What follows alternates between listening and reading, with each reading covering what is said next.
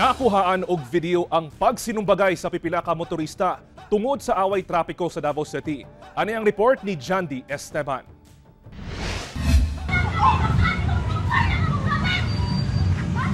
Makita sa mong video ning lalaki ug babayi nga ginasinggitan aron panaugon ang driver sa kotse nga puti.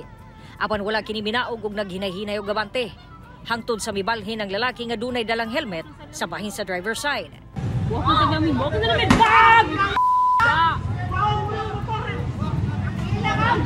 Miparada ang kotse ug minaog ang driver ug kinina ang misunod nga eksena.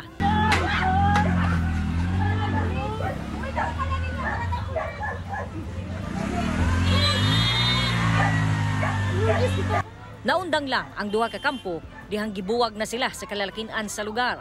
Sumala sa Davao City Police Office, nagsugod ang bikil dihang nasaghiran sa kotse ang motosiklo sa barangay San Antonio, Agdao, hangtod sa naabot sa barangay Ubalde. Nangayo siya pasensya kay wala daw gituyo.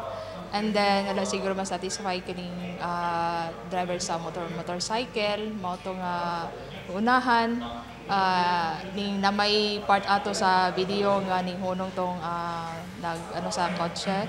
So mao tong iyang ninaog tong nakamotor, iyang gamit iyang helmet sa paghapak sa sa amin sa maong sakyanan. Mao to ning naog ning maong driver pod nagpasalamat nga walay dalang kuan ba nga simbako armas no.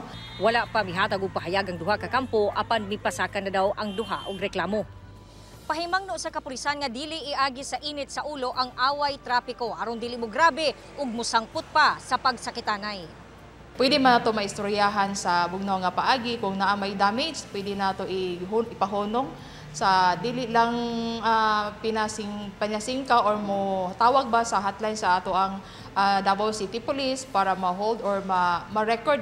Kauban si Jojo Solarte sa kamera. Ako si Jandy Esteban para sa At Home with GMA Regional TV.